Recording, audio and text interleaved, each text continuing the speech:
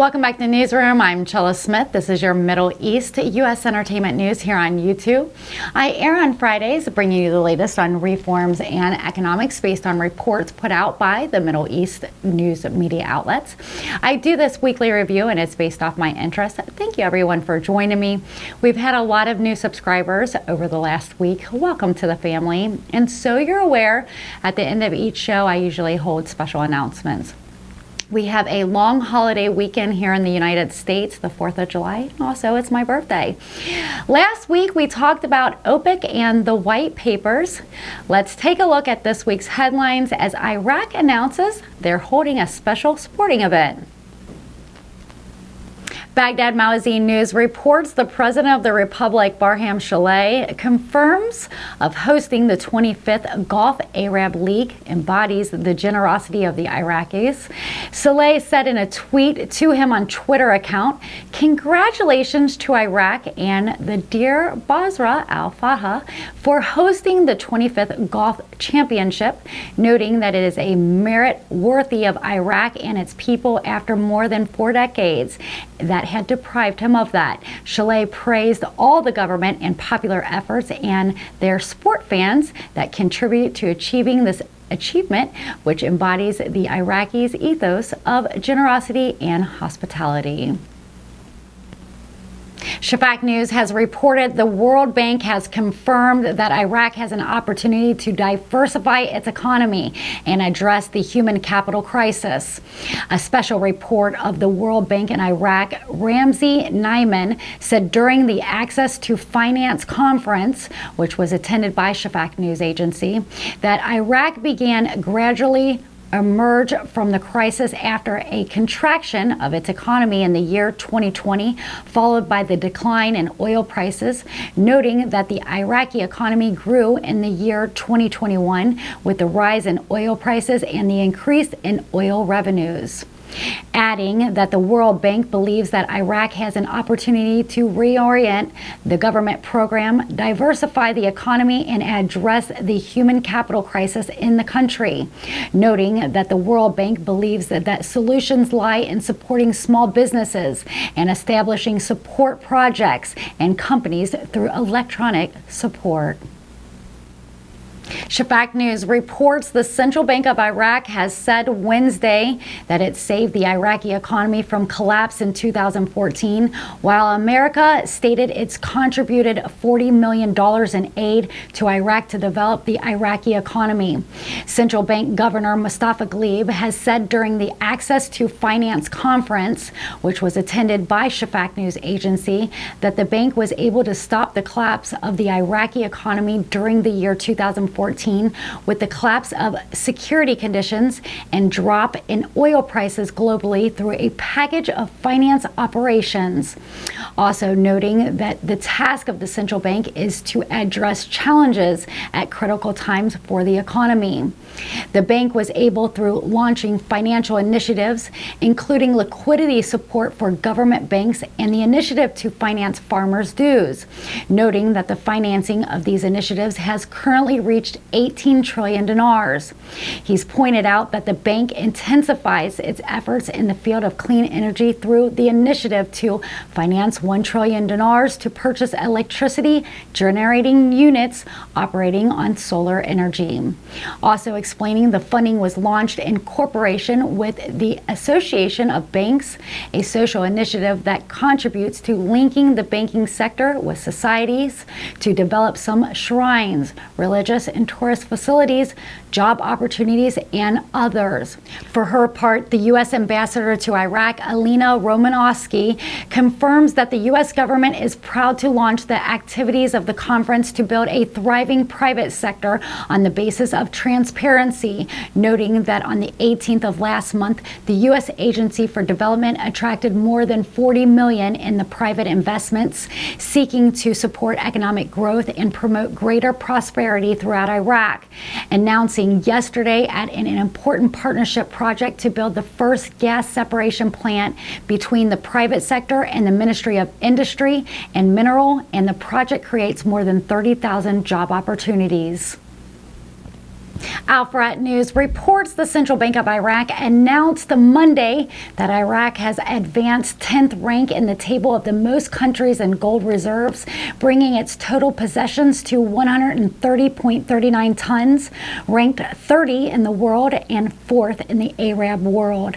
The bank confirmed the purchase of new quantities of gold amounting approximately 34 tons, an increase of 35% over what its possessions, and its increase came within the framework of the central bank's strategy to maintain its assets, including it achieves the highest level of stability and ability to face local and international economic change. It is noteworthy that the gold is one of the most important assets held by the central bank and international financial institutions, and a safe haven in conditions of uncertainty due to its acceptance at the international level.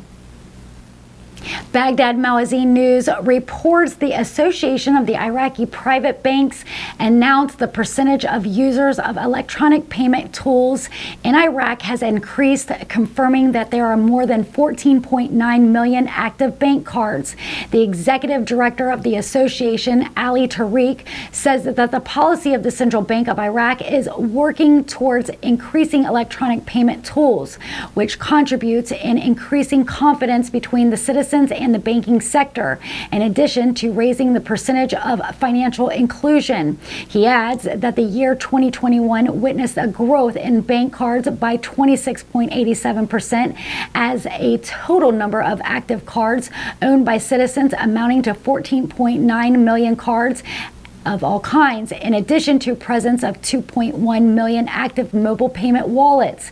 He stressed that there are 1,566 ATMs spread throughout Iraq until the end of year 2021, in addition to the presence of more than 14.7 thousand financial payment points and more than 8.3 thousand electronic payment points. He explains the activation of bank cards and the spreading of electronic payment tools will contribute to facilitating the payment process while purchasing from inside and outside Iraq, in addition to reducing dependence on banknotes and increase the volume of electronic commerce in Iraq, which contributes to achieving greater revenues for merchants, regulating and reducing loss in electronic commerce. Baghdad Obslis, the Turkish politician Othman Hassan confirms on Sunday, June 26, that Barzani's sole management of the oil files will lead to political chaos in the Kurdistans. Hassan has said in an interview followed by Obslis that the Kurdish political forces, even though close to Barzani's party, agree with each other about the lack of transparency in the export of oils and gas and do not know where more than 500,000 barrels per day go, in addition to large quantities of gas. He adds that the revenues should make Kurdistan in prosperity, but unfortunately, the economic situation is deteriorating and the retirees are waiting in queue to receive their late salaries, not to mention the growth migration crisis into the unknown. The region suffers from major economic and energy crisis despite illegality exporting more than 500,000 barrels per day. Shafak News reports on Sunday the Parliamentary Finance Committee denied what was recently reported about Parliament's effort to restore the exchange rate of the dollar to its previous level of 1,200 Iraqi dinars for every U.S. dollar.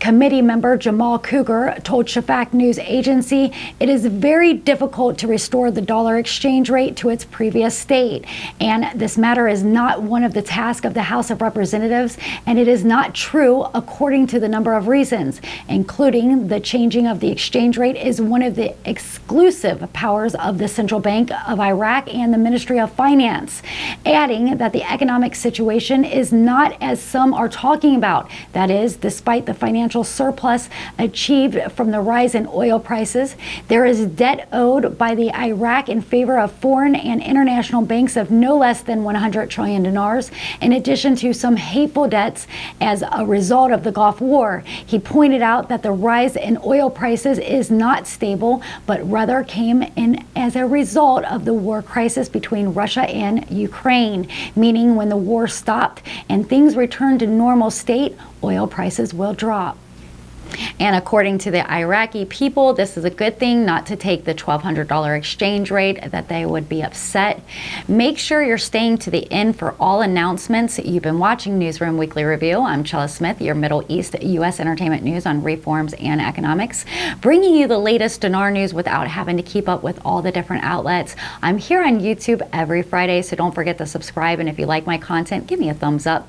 Shout out to Currency 365 for his continued support. If you want to learn about stocks and cryptos while waiting on the dinar to revalue, you can join him and his crew for the most recent updates.